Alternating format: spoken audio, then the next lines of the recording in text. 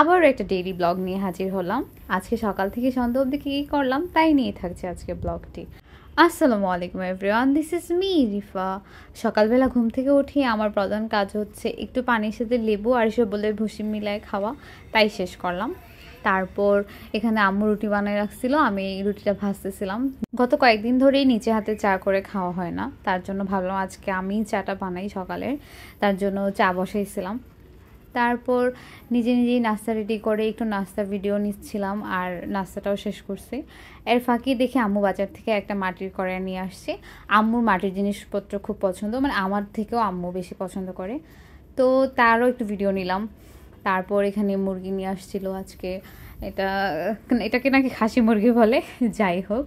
আর আম্মুর হাতে একটু সমস্যা হওয়ার কারণে কাটাকাটি করতে পারে না আগের মতো, তার জন্য বাজার থেকে এটাকে কাটা নিয়ে আসছে। এর ফাঁকে নিহা সবার জন্য জুস রেডি করতেছিল, বানাচ্ছিল। তো এই তো এখানে নিহা আমাদের জন্য পেঁপের জুস বানাচ্ছিল, তারও একটা ছোটো করে একটা ভিডিও শুট নিচ্ছিলাম আমি। তো দিনের মাঝে মাঝে আমি একটু টুকটাক তো ভিডিও নেওয়াই পড়ে। তারপর আম্মু আম কেটে দিচ্ছিল, পাকা আম, কেননা সিজন আসছিল বাসায়, তো মূলত সিজনের জন্যই কাটছিল, তো আমিও একটু খেলাম। তো এর ফাঁকে আম্মু রান্না বসিয়ে দিচ্ছে। এখানে আজকে মাটি কড়াইটাতে ভাবছিল প্রথমে মাংস রান্না করবে, কিন্তু অনেক ছোট হওয়ার কারণে হচ্ছিল না, তার জন্য ডাল বসিয়েছিল। আর এখানে গরু মাংস রান্না করতেছিল। এর মধ্যে সিজান বলতেছে যে রসমালাই নিয়ে আসছি আর ওইটা একদম গরম গরম এখনের, তো এখনই সবাইকে দাও। তো তার ফাঁকে আমি সবার জন্য রসমালাই বাটতেছিলাম। তো এর মধ্যে আবার একটা পার্সেল চলে আসছিল। আজকে একটা পার্সেল অর্ডার ছিল, ঋতু একটা কেকের অর্ডার দিছিল আমার জন্য মূলত। তো ওই কেকটাও চলে আসছে, তো তার মাঝখানে কেকটারও একটু ভিডিও নিচ্ছি। এখানে একটা সারপ্রাইজ আছে। তো এমনিতে কেকটা খুব মজার হয় খেতে, তার জন্যই মূলত আনা।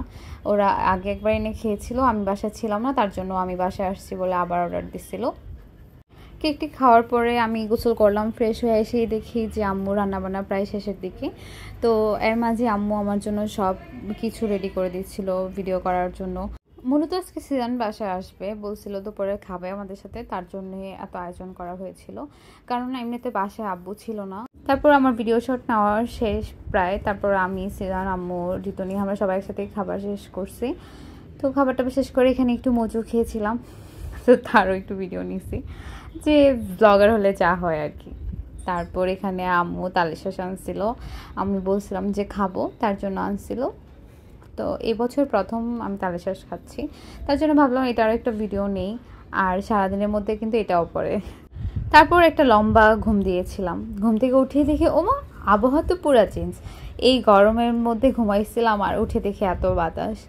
তো ভাবতে ভাবতে একটু বারান্দায় দাঁড়া থেকেই ভাবতেছিলাম এক কাপ চা তো খাওয়াই যায়। তো বসে বসে খুব রিল্যাক্স এক কাপ চা খাচ্ছিলাম। চাটা পুরোপুরি শেষ না করতে করতে আম্মু এসে বলতেছে যে চল তোকে নিয়ে একটু বাজারে যাই, আমি নিজের জন্য কিছু কেনাকাটা করব, ঘরের জিনিসপত্র কিনবো, তুই সাথে থাকলে পছন্দ করে দিলে আমার উপকার হবে। তো আম্মুকে নিয়ে গেলাম, কোথাও যাইনি যেহেতু আমার শরীরটা একটু ভালো না, তার জন্য শুধু বিবিতে গিয়েছিলাম। আর এখান থেকে আম্মু অনেক কিছু কিনেছিল, আমার জন্য অনেক কিছু নিয়েছিল, তো তারও একটা ভিডিও আমি আপনাদের সাথে শেয়ার করব। আমরা এখান থেকে অনেক কিছুই নিয়েছিলাম। তারপর কেনাকাটা শেষ করলাম, আর কী কী কিনেছিলাম অবশ্যই তার একটা ভিডিও আপনাদের সাথে শেয়ার করব। দেন সব শেষ করে বাসায় এসে ফ্রেশ হয়ে এখানে আম্মু আমাদের সবার জন্য মশলা চিকেন চাপ আর নান এনেছিল। তা খেতে খেতে আজকের মতো ব্লগটি এখানেই শেষ করতেছি। Please don't forget to like, comment and share this video. আল্লাহ হাফেজ, টাটা।